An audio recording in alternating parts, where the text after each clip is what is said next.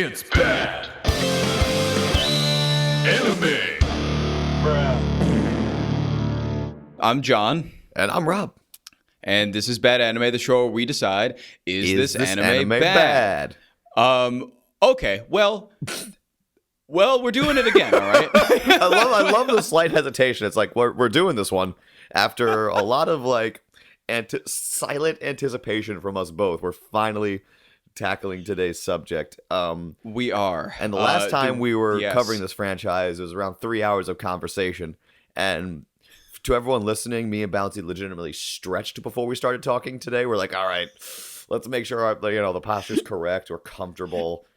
And the term stretch is very loose for me. You really put your all into it. You went like arms up. I just kind of like leaned back in my chair a little bit more. And then that was my stretch of the day. But thank you for letting everybody know or trying to convince everybody that we both stretched. And I appreciate that. Thank you, sir. Well, I mean, it's no issue. But yes, the main point I was trying to build to is that there's going to be a physical toll on us by the end of this episode, not just mental and emotional. You mean the main point that you were trying to rebuild to? Okay, maybe we should stop this right now. Can we stop?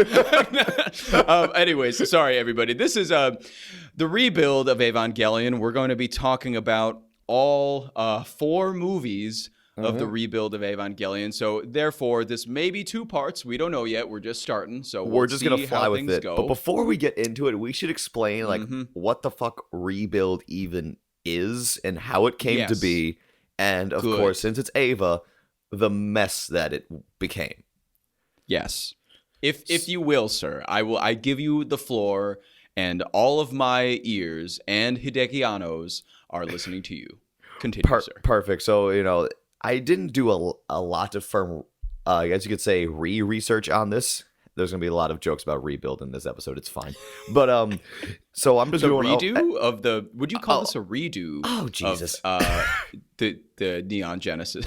Okay, continue. Sorry. Well, actually, that's kind of what it was intended to be, but then things flew off the rails. So, hence rebuild.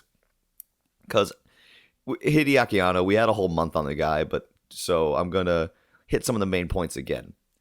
Feel free. One of my favorite directors, and a director, one of the most influential in modern anime. Obviously, he makes things deeply personal. That's an understatement. So, and EVA, of course, was his baby in many ways, and the production of EVA and just the general progression of the show as it went on mirrored his very real-life struggle with depression.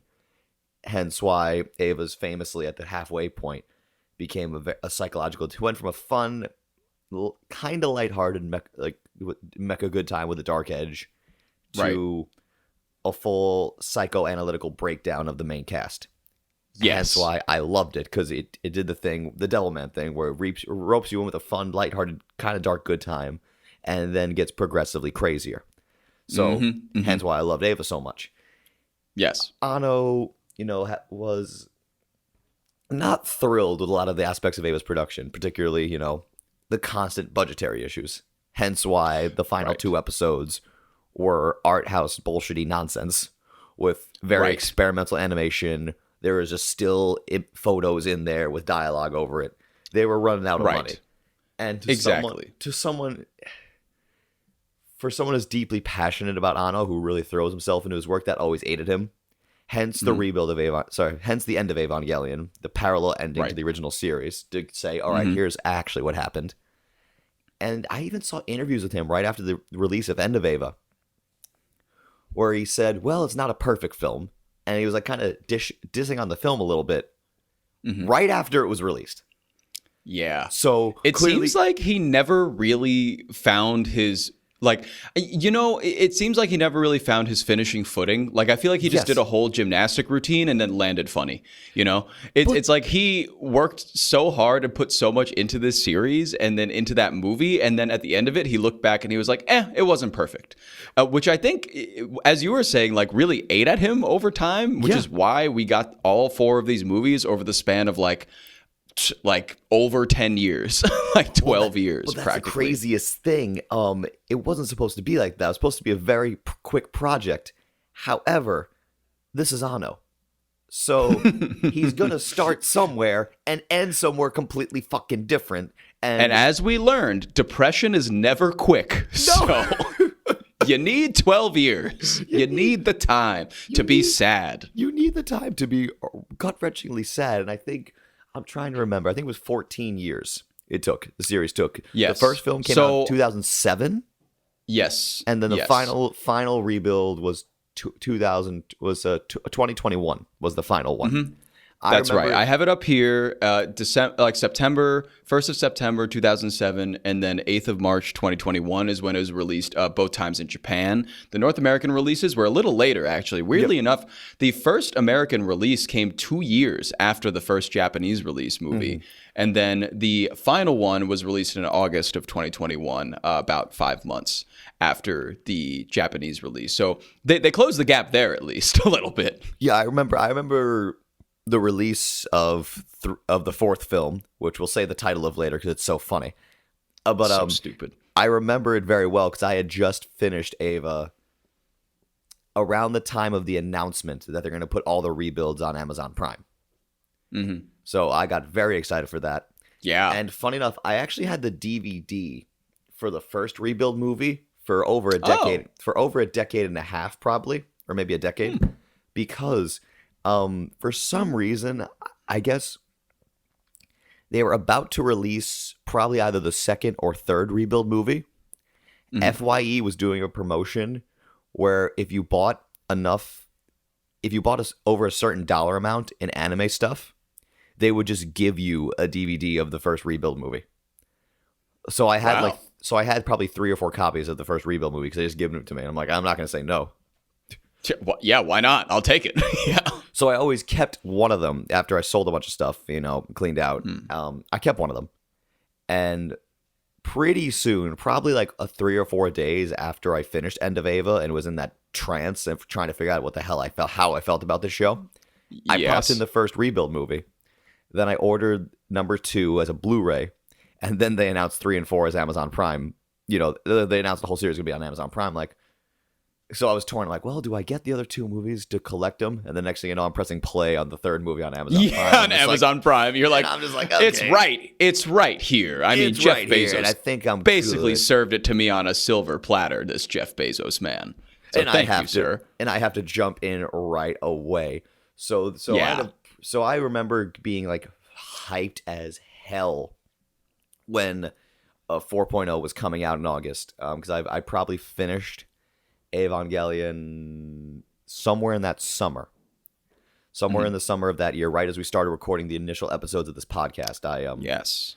So I finished it around then, and then I watched Rebuild. And I remember after we watched EVA back in late 2021, we talked about it. And then this is how funny this episode came about. You just said, I'm going to watch Rebuild at some point. I'm like, cool. And then you texted me at one point, and you were like, yeah, I finished Rebuild. I'm like, oh, I forgot that was something we wanted to do. That's right. I definitely had a more... I weirdly, I had a very spaced out experience with Rebuild as compared to the regular series, relatively to you, I guess, because you right immediately, after finishing End of EVA, you were like, all right, let's run it out. I got this DVD anyways. Let's watch the second movie, and the fourth one came out around that time too. So I feel like that was a very nice progression for you in getting it all done. Right. As we said, when we started recording this podcast back in, I think, mid 2021, which is so weird to think about now. Crazy, but it was the summer of 2021, right? Isn't that nuts? It was the summer of 2021, and we started recording things, and I was like, okay, Rob, we watched Darling in the Franxx, and that's the best mech anime of all time, obviously. So I gotta go back and prove. Classic. A modern classic. And I got to go back and prove why it's better than this piece of garbage Neon Genesis Evangelion that I keep hearing about. But, obviously the opposite happened. And I was like, wow, all right, this was actually a lot better. Who would have thought? Who would have thunk? Oh, man. Shinji versus Hiro, a match made in heaven. Kiss already. Kiss!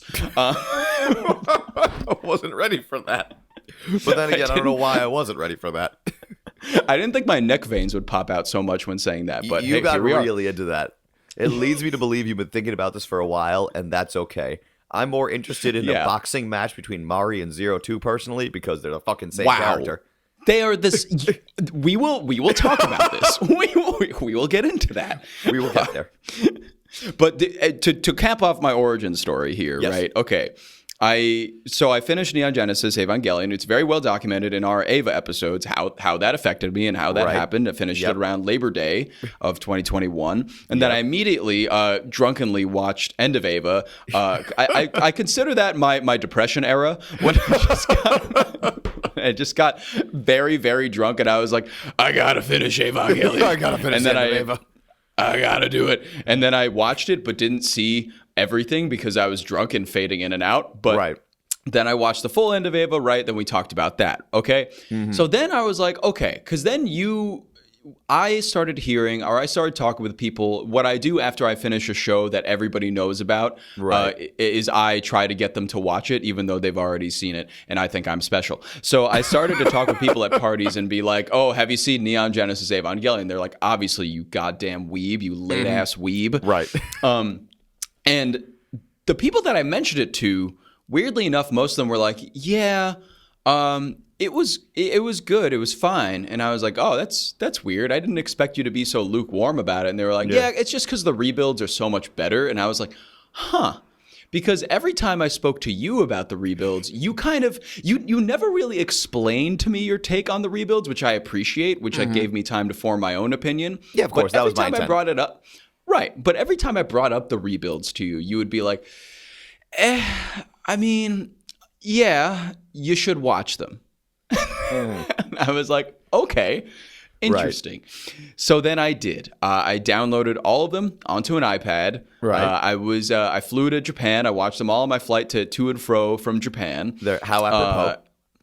Very apropos. I watched them all within like hours of each other. So I saw them all relatively back to back. So determining which one was which was a bit difficult until I got to the last one, which is like completely different, which we'll talk about. Right. But yeah, so I watched them in successsion, but it was a long time, or at least a year and a half after I watched the original series. So it was a bit spaced out, which was okay. I didn't exactly have to refresh my memory, thankfully, on Eva because we talked about it already. And that kind of helped me remember and internalize what happened in the show and how I felt about Toji. But surprisingly, we have a lot to talk about regarding Toji today. I've been very excited this time. And Kensuke is the other friend, by the way. The one we kept forgetting. Yes, I wrote it down because I wanted to remember it because I kept calling him the dude with the glasses and the camera last time because he didn't matter. But that changed. So now here we are talking about the rebuilds after our origin stories. And I kind of don't know where to start here, but let's talk about the first movie. I kind of do, and it's something that I love that. Bring me along, Daddy. Well, anyway, so I love the point you made. Not having to refresh your memory and the fact that you were spaced out from the original series, which, in 2007, it would have been 10 years after End of EVA that the first rebuild came out. The first rebuild, it's by far we have the least to talk about with this one because all it really is, it's a truncated version of what the first 6 or 7 episodes of EVA. It's just a truncated version of that. It's, we see Shinji in Tokyo 3, Masato picks him up, we meet Ritsuko, we meet Rei, we have all the big plot elements from the first couple episodes. Right. And it's almost one for one. I think there's only 1 or 2 new scenes that I could pick out or discern. And it was really a recap episode in a lot of ways. I remember it was. I remember mentioning to you, specifically I said, because I was thinking in my head, I'm like, do I tell him to skip it? Because I actually had to think about that for a minute. I'm like, should he just skip the first rebuild movie? Is it really necessary? I'm like, no, it's been a while since he's seen the show, so he should definitely watch it. And for a lot of the English to the Western audience, and especially anyone who's watching the dub, it's a great chance for people who watch the Netflix series to hear the original voice cast, because this voice cast for the rebuilds is the same voice cast as the original Evangelion dub back in the 90s with Tiffany Grant. Well, funny enough, everyone except my girl Amanda Wynn Lee, the original voice of Rei Ayanami. Huh. Really? She wasn't in the rebuild series until she came back to the role for the 4th movie. because she had long since retired. She had long since retired from voice acting, but everyone was like, "Hey, Amanda, can you come? Can you like come back?" And she was like, "You know what? I should come back and finish off the franchise strong." And but in my head, I'm more interested like, "Hey, can they make another sequel to Burn Up so you can play Rio again, please?" Can you like do that? Because that's just the more important IP here, as far as we're concerned. Like, if you're talking payoffs, or reprise your role as Saki from Tsukibandeka, please. I just love Amanda Windley so much, and I was so happy to see her back in the role as Rey for the final film. I forget the actress who played her for the first 3 rebuilds, and she was perfectly good, like perfectly fit for the role, but. Yeah, she was very good. I honestly didn't even notice the changeover until the end. Yeah, no, she was good. I'm sorry, I'm blanking her name. And then you had Spike Spencer back as Shinji, and I forget. I think their name was Casey something, who played Shinji in the Netflix version, and they actually had the ability to sound like a young person, the ability to sound like a young boy. Spike Spencer's always sound like an adult playing a kid. But that kind of added to Shinji's charm in a little way. It works. It works for Shinji, definitely. It does work for Shinji. So the first rebuild movie, it's great. It's a great recap of the first few episodes of EVA, and it's a great chance to meet the voice cast. So I always say it's worth it for that reason. And it's always so. But watching the first rebuild movie, I was. I guess a little, I don't know, because it moved quicker, which was nice, but it did have a better, a higher pace. Let's call it that. It had a quicker pace, but you lost some of those great EVA atmospheric moments where they would just cut to like a silhouette and then some shit moving in the background with the dialogue kind of floating over it. You lost kind of that. You lost those scenes that were dripping in atmosphere. And who knows? Those scenes could have been there just because Anno wanted to save a buck, but it added so much charm to the series. There was a lot more movement. When characters were. It was. Continue. I'm sorry. No. It's fine. It's just I remember like, at least from what I remember, when Shinji was debating whether or not to get into Unit 1, I remember there being a little more movement from him, Masato, Ritsuko. And I'm just like, but I liked it when they just kind of stood there and the dialogue took over, So So it's a lot. The first rebuild had a lot of that where I'm just like, okay, am I going only because it's not as something I enjoy as much, or is it like an actually inferior version? And that's something I still struggle with, because I can't remove my bias from this one, obviously. But but the thing is, the first rebuild did look good.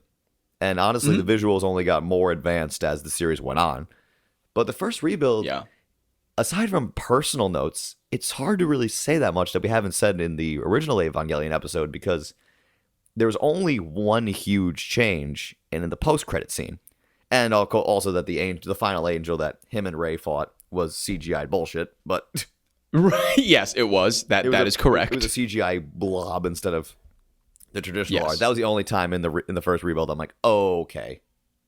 Like, I wasn't a fan of that either. And the first rebuild, I don't know. As far as I was concerned, it was kind of just as you said, like an expedited version of the first 6 episodes. Like, it was a little less moody. It was a little less artsy. It was a little just more like modern anime take on everything. It was just a lot of action. It was a little less, if anything, it was a little more like sterile, like a little less like Anno, I guess, and a little more just like, this is what people want to see, kind of more so. Which I think part of me liked, weirdly enough. I was like, oh, okay. Like they like trimmed a lot of fat, but like to a lot of people, that fat is kind of important and what kind of holds everything together. Yeah, it's the glue. But like, for me watching it, I was like, okay, so like I see where things are going, but I think they really approached this first movie as, all right, y'all know what it is, we know what it is, here it is. Just, what goes on, this, like, here, just take it. Just take it and enjoy. And I think they just kind of like worked on it very hard, obviously, but just kind of like spit it out as like, good, we had to start somewhere, here you go. It's basically the same thing, just updated it, changed the graphics, changed a few things, but basically the same, cutting down a bit on some other elements.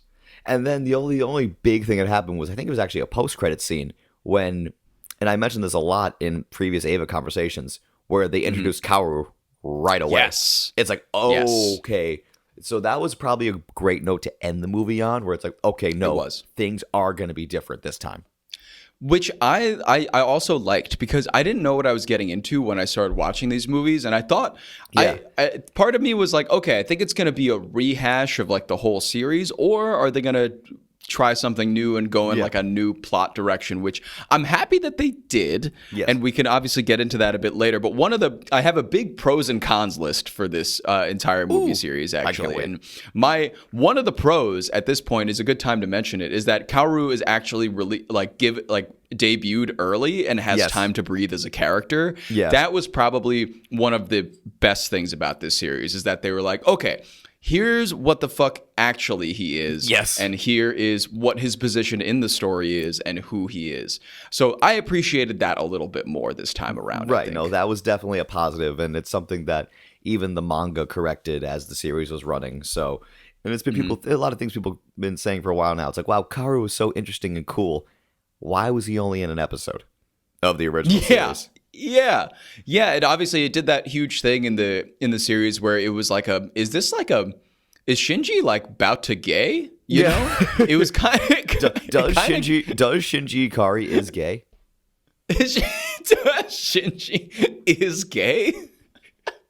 Exactly. It kind of gave us a bit of that tension, and that I think tension was capitalized on in the second and third movie too with this. And I think they really played it out nicely instead of giving us 1.5 20-minute like tidbits on what this character is, where he's from, like just like what's going on with this guy, like why is hair white like that? I know this is anime, but like he ain't old, he a young boy. And why is he on the moon with no spacesuit? Right.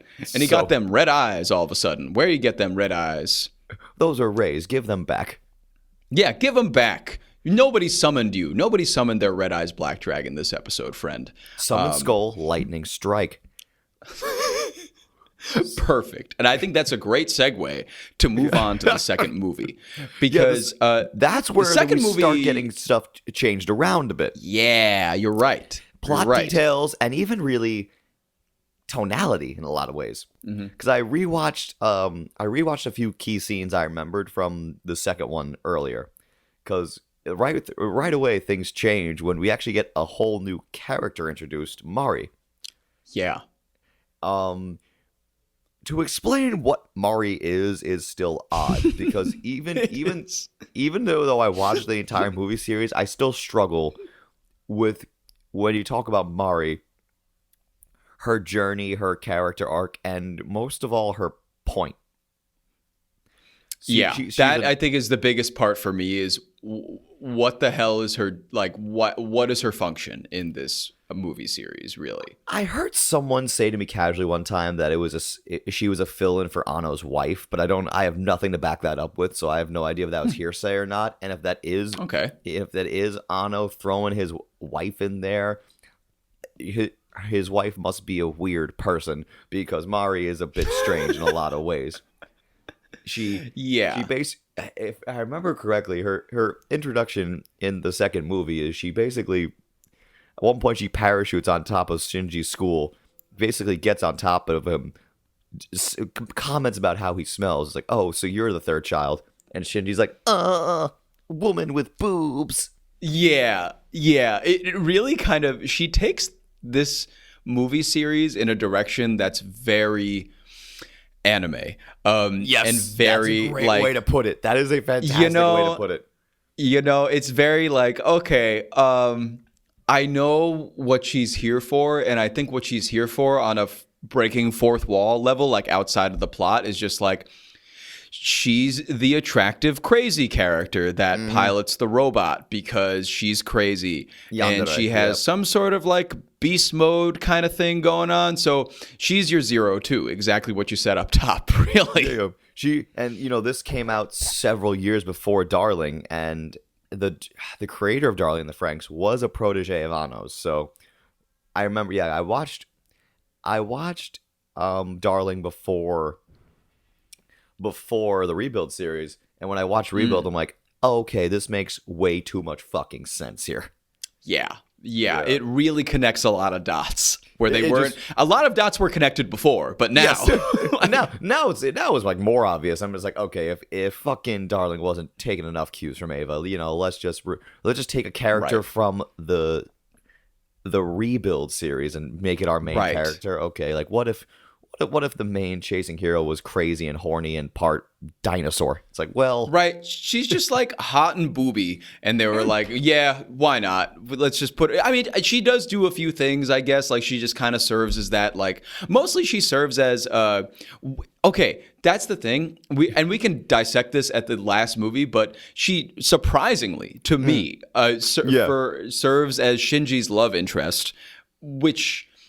Which, like, okay, there are a few of them, but she serves as the one that gets him in the end, which is very odd to me. And we could elaborate on that. But she also serves as kind of this side character to Asuka, and she's kind of like her.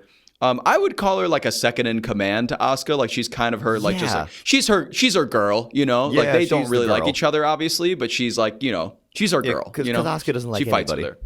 Yeah, of course. Yeah, but unfortunately, and that's her character. And Mari serves a lot of the function is because there's a lot of like big action set pieces in like especially the last 3 films. There's a lot. Mm-hmm. It's like Anno. It feels like Anno or the team working on is like, let's have more cool scenes of Ava's doing shit. And and it feels like in those scenes a lot of time Mari is somehow involved doing cool new Ava shit. So yes, I think you put it so eloquently there, where she just makes things more anime. That's her presence to add more anime to this anime. She really does. Like otherwise it would be Ava, but now it's an anime, right? Yeah, and the second film, she kind of sits in the background because the second film is where certain plot elements change, and we even get different takes on characters. Some roles are reduced. We finally get introduced to Kaji. Mm-hmm. And his introduction, Masato's former lover and kind of a double agent between Nerve and Sele. He gets introduced in this one very much in the same way. Masato sees him, gets all mad. Mm-hmm. But his role gets kind of changed around a little bit here. And Asuka's role gets changed around a little bit as well. They add some scenes here that kind of confused me. Confused me wildly. Okay. Mm-hmm. This is gonna be I know this is rambling, but fuck, it's Ava. It's Evangelion.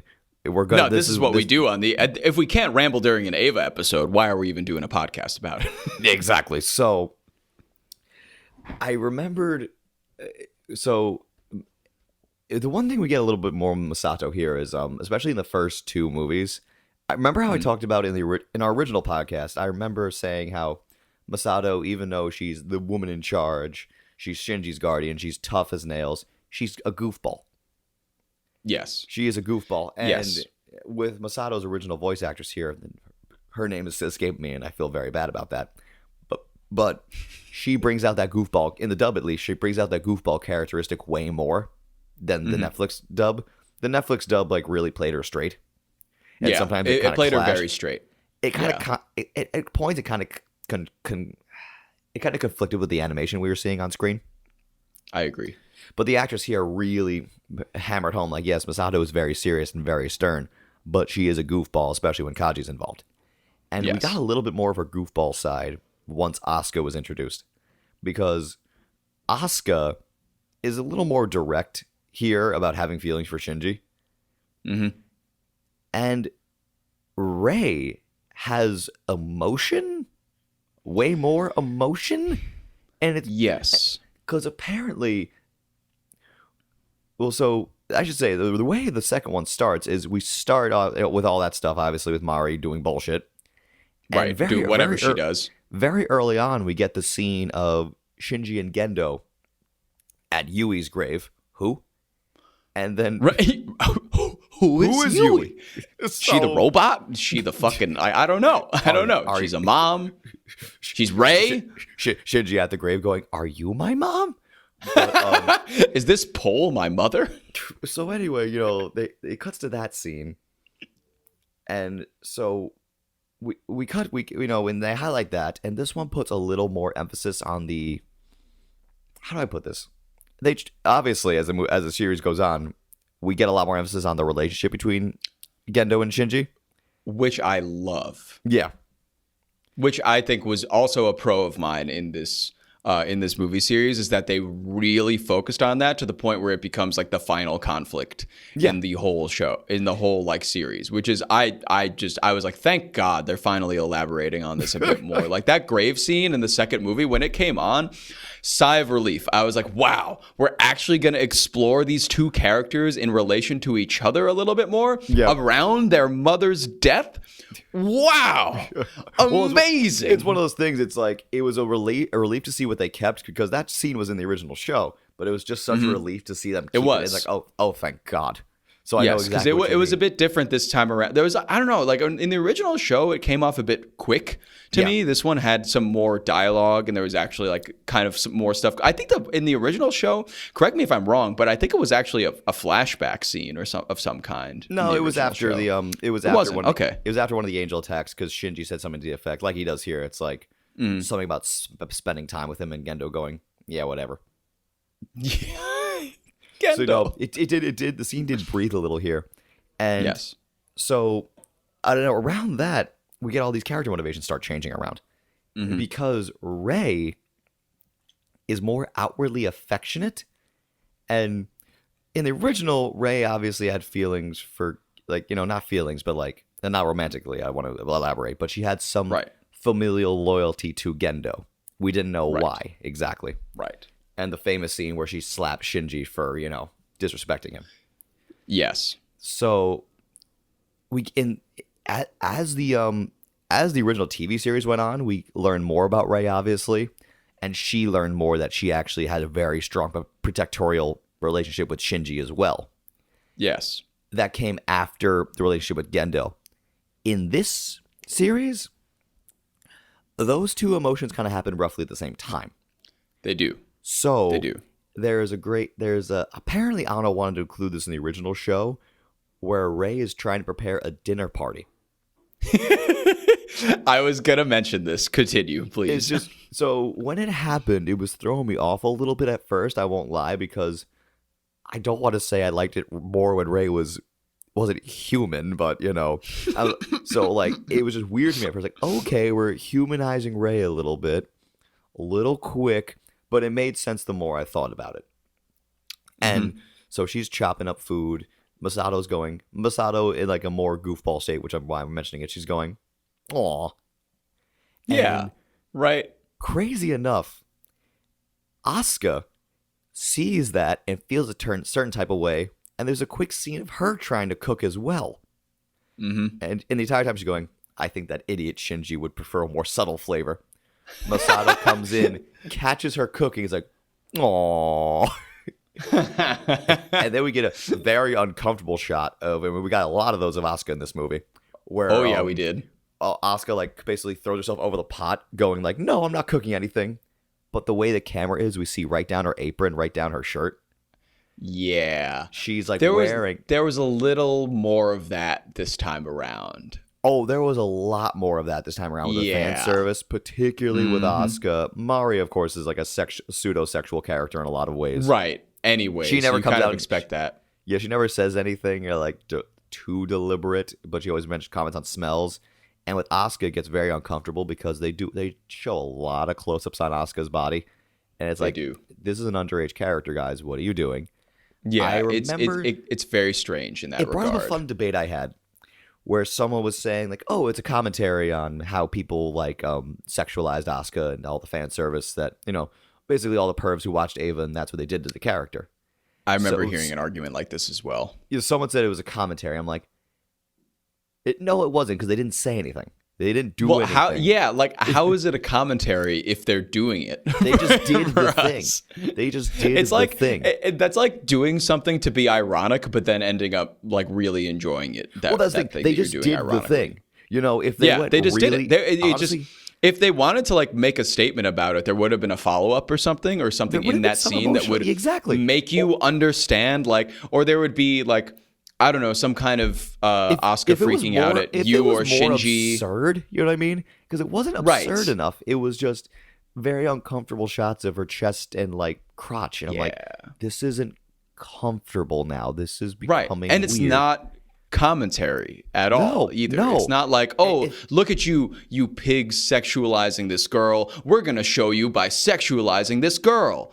And the thing is, they kind of didn't think this through, because at the same time, when Asuka's romantic feelings towards Shinji are more heavily implied and more focused on, now it feels like, it kind of feels more like Asuka having a sexual awakening than anything.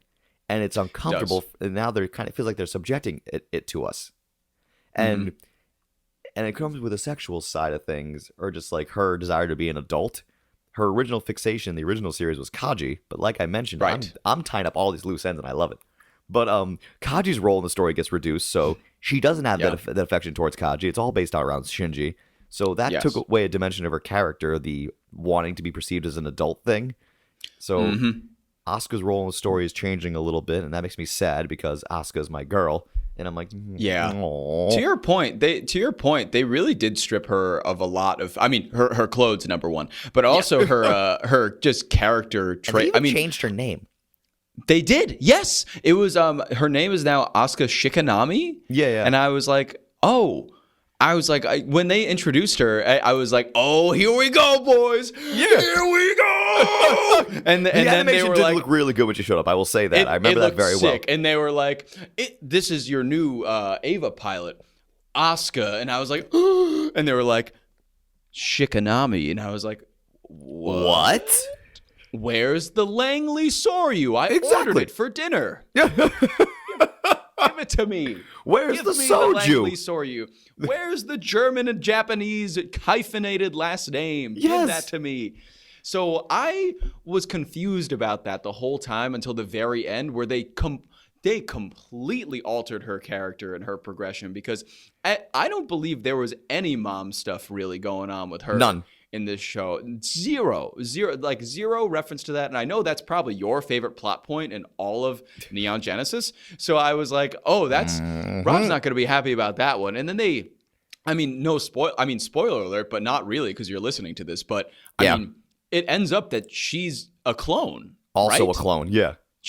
And like comparatively, like Rei Ayanami, Asuka Shikanami, it kind of tracks. Like the name change then made sense to me. Because I was like, okay, it's like there are the Shikanami series, the Ayanami series, and like Gendo talks about that a bit maybe in the last movie. And then I was like, oh wow, okay, so she's just different. Yes. All everywhere, other than maybe like some stable personality traits of just like yelling at Shinji and just like being mad all the time for obvious reasons. But we don't really know those reasons this time. Yes. Well, it's not really elaborated on. Yeah. Well, the thing is, and they basically, I felt so bad because one scene that wasn't even hers in the original series, they put her in a role, and fucking I disliked it horribly because they made that a crux of a lot of her anger. I'm like, this wasn't her moment. She had a lot of deeper character motivations, and it also obliterated the point of Toji. So when they put let's talk about that scene. Yes, when they put her in the newer Eva, they threw her in there, and of course the Eva loses control and it goes berserk. Shinji has to come in to stop it. Sound familiar? Yes, it was a pretty compelling scene in the original series. Because it was Toji in the goddamn thing. And now it's Shinji in there. He's hesitating, obviously, because he doesn't want to kill the pilot inside. He doesn't know who it is. Right. Then they revert to the dummy plug, and now next thing you know, he's helpless to watch as he could potentially be killing whoever's inside. In the original series, it was Toji. It was one of the first real friends he had after a while. So the fact that he almost killed him made him distraught and want to quit being an EVA pilot for the second time, I believe. Yeah, probably I think it was the second time. Yeah. Shinji just loves to run. Loves to run. Shinji can't exist in this town no more. He's got to ride out west. He's got to take his stick and ride it out west. But yes, I do agree. Something that I did think about in this scene is, sure, they dropped the ball on a few things with Asuka's character, but comparatively to Neon Genesis, I thought that replacing Toji with Asuka in this scene, I think it heightened the stakes quite a bit. Because Toji, although, I tout that Toji is an important character, right? We can all kind of pass the facade and say that he's really not that big of a deal in the first series. I mean, he's like, as you said, the friend to Shinji, like after a while that he's never really had. And that's great and all. But, and I said in the original podcast, I said that, why didn't Toji die? Because that would have heightened the stakes even higher. Because you don't really see him after that anyways. Like, what does it matter? And this one, I was actually pleasantly happy with the change, because I thought that Asuka is like a far more important character, even when she's dumbed down in this show than in the original. And then Toji, and I thought, like, okay, that's a good way to heighten the stakes, because like Shinji, instead of almost killing a friend of his, almost kills a fellow EVA pilot, somebody that he has somewhat of a love interest in, and also someone that he's been someone that he's been working with and living with for the entire series up to this point, practically. So I saw that as like, okay, like I get this, and I like the change. What happened after that, though? What? Wow. Wow. Go on. Because this second movie followed kind of the trajectory of the first one, in that, right, it kind of gave us the events as we know them, changed a lot of things a bit. Yeah, but generally changed some motivations, changed some characters' importance. Right, but with like the angel attacks and whatnot, those were all pretty similar in how they happened and played out, I guess. And also, just to get like I guess technical for a bit, they all looked pretty cool. They looked really good. Like, I like my favorite angel from this movie series, I think, was the big like diamond/pyramid one. Yeah. It looked sick. It looked really cool. And the thing you said earlier, like, really resonated with me when you were like, yeah, cool Eva shit. I was like, yeah, you're right. There was just a lot of cool Eva shit going on in these movies. They really amped up that. You could really draw a very fair comparison to the Star Wars prequel trilogy, where they were like, hey, let's throw in more of what people like, more lightsabers. It was the same thing here. It was like more Eva shit.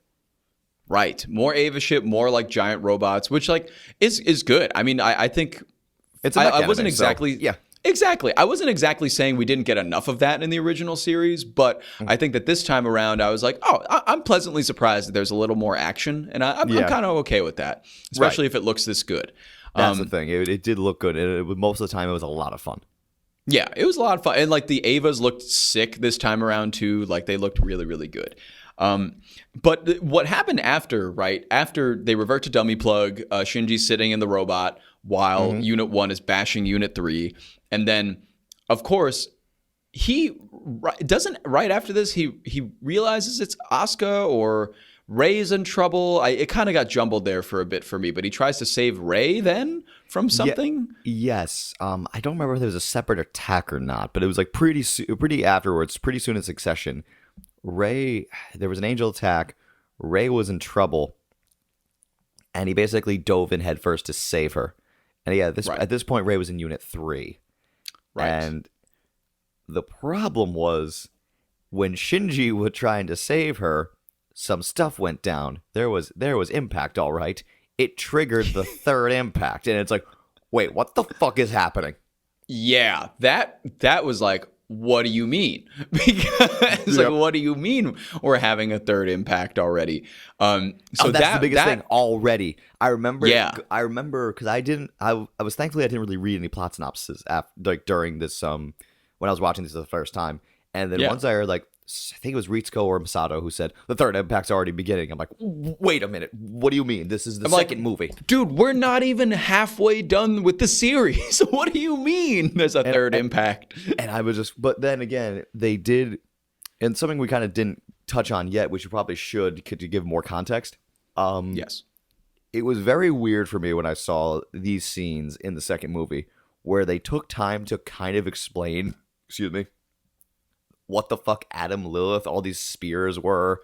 They just explained shit to me for the first time, and I'm sitting there going, how do I feel about this?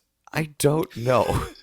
Like, the Massimo Masato standing in front of, I think was it Lilith? I'm trying to remember. Lilith, Lilith. She's like kind of big, giving a little bit cross. of exposition. There's a scene of Gendo and I always forget his name. Fuyutsuki. Yep, I always forget. Thank you. I always forget the name. For some reason, me and him are like boys. Like, I always know this guy. Like, you've noticeably been a fan of his since the beginning. I like his character. I think he's a cool guy. Continue. He is pretty. You know, I always kind of forget about him. He's salt and pepper. But he's a pretty man. He wears the Just for Men hair. He does like he combs it in. Touch of gray. There should have been a scene of him doing like a touch of gray. This is just for men. Hi there. My name is General Fuyutsuki, and I have massacred thousands of people in the Second Impact. Gendo's my boy. Really want to fuck his wife. But anyway. Really want to bone his wife. I want to bone his wife so bad that I'm down to hang with him. Like, we chill. We chill. Trying to walk right in through the front door, apparently. But I imagine if Gendo ever succeeded in bringing Yui back, Fuyutsuki would have just been like, nice, now I can hit on his wife. It's what I've been waiting for this whole time. How many T's do you need to spell a menage a trois? I don't know what that sentence meant. I'm sorry. Just one tea, a hot cup of piping tea is what I need right now. For those listening, you know, sometimes we record these episodes in the AM hours and we're loopy. This is one of those times. I'm also hungover, which doesn't help. Uh-oh. Wow, this is one of the rare times you're hungover and I'm not, but I had to work last night, so. Right? Oh, that's why. Yep. It's a Saturday. Yeah. Exactly. It's a Saturday morning, so I had to work a little bit last night. I did get home and have a couple of natural lights because I knew we were doing this today and I was excited. And I was like, let me celebrate with 2 beers. Yes, I said I said natural light. Come at me. I know I'm 28 and I know I'm way too old for it, but it's readily available. Oh, yes. Nothing like drinking a few beers with the boys and then getting behind the wheel, baby. Am I right? No. You've been watching way too many of those TikToks. All right, I'm sorry. What were you talking about with Fuyutsuki? Well, now I'm talking about what we talked about in the Love After Domination episode, where we talked about Masato, Shinji, Toji, Asuka, and Rei all forming a Power Ranger team, and then Masato drunk driving a Megazord. That's all I can think of right now. I was talking about I was gonna mention Fuyutsuki and Gendo and that stupid fucking moon trip they had, but yeah, they went to the moon on a boys' vacation, boys' trip, and they just started explaining shit, and I'm just like, it was so confusing to me in terms of like how to feel about it. It was so weird. Just saying to myself, this is Evangelion, and I'm following it. So okay. Here's my thing, and this could even be, okay, you know what? This actually worked out nicely. We're 48 minutes in. We can finish talking about the second movie, and then we got to do a part 2 about the last 2 movies. I didn't realize we would spend so long on the first 2, weirdly enough. I really didn't think we would get to, I just looked at the clock myself, I'm like, oh, we are already pretty deep in. But yeah, let's wrap up our thoughts on this. Yes, exactly like you said, we will wrap up. But before we go, I do need to say, on them explaining things this time, because that was one of my major gripes with the first original series, is that, you know, me, plot guy, you, character guy. Yes. You like character, me like tell me what happened in caveman speak. This time they tried to explain things, which I thought I was going to enjoy. But the problem was with all of that stuff, it still was fucking confusing. Nothing. Really? I feel like nothing actually got really explained this time. I mean, you could infer some things, you could make, but there was no real, like, they tried to spell it out, and it still kind of made no fucking sense to me, because they were like, okay, you have Adam, right, who is like the progenitor of angels. You have Lilith, who's the progenitor of people who are Lilin, I guess. Is that what that is? Yes. And there's also the spear of Longinus, and there's also the spear of Cassius, which will come up later again. But I was like, they just kind of spelled it out, but they didn't exactly give me details as to why these things were happening or what it means for the plot really and our characters. Like they just kind of gave us the exposition 2 movies in, and then they just kept giving us exposition to the point where I was like, but if you don't tell me what this is, like I won't know what it, you know what I mean? It was kind of like a hollow explanation where it's like, okay, that's here fair. this is, but I just didn't really get the depth of the plot and how this affects everything. And like the third impact or the impact is triggered when something like an atom touches Lilith or something that. But then this third impact happened when Shinji just was sad and stressed. And like, I'm like, I don't get how, like he was in the EVA and that him in the EVA feeling this way triggered the third impact. But well, it was him and Rey I don't know. connecting physically that triggered it. It was... And they did kind of throw some lines in there. I was able to follow this one pretty well because... Okay, cool. Well, then again, I'm going off purely memory here. Honestly, once I hear enough Adam and Lilith, I'm like, okay, I get it. Like, you know, something to do with Rey. It involved the cloning process and involved like how Rey was created. And it led to my assumption that carrying the seed of... It's like the scene at the end of Evangelion where when Gendo reached into her to try to trigger the third impact because it had something to do with like the seed of Lilith. So that's what I was gathering, where it's like Shinji carrying like, you know, or it could have been reversed, like the seed of Adam versus the seed of Lilith. So, you know, I got you. So that's what I got from it. I kind of I was able to tell once Shinji grabbed Rey, I was like, wait a minute, shouldn't something be happening? And then it did. So I was able to, but maybe. Here's the thing. Possibly this is going to be a personal thing for me. Right. Once they started explaining shit, I sat down and stared hard. Like, I just went blank in my mind to try to absorb the information. I'm like, whoa, whoa, whoa, whoa, whoa. Are they trying to explain shit? Yeah. Because in the original series... that like, they tried. Yeah, they definitely tried, and I got the general gist again. So, but then again, maybe... In general, when it comes to EVA, I'm just like, I'm cool. Like I said 100 times, I'm cool with not knowing shit. Right. But in my head, they gave me a little bit more of a roadmap here, so it was easier for me to infer the rest. So that again might totally be a personal thing, but I was able to understand. I just don't know how big a fan I was of those scenes because, again, like my whole character thing I keep mentioning, they made more time for plot and less time for character. So in the second movie, I was just distracted. You know what I mean? With the more plot heavy stuff, and then you throw in Mari for no reason, who in the second one didn't really have a purpose yet. No, not she was really there just to be hot and provide additional action set pieces. So cool. So I think.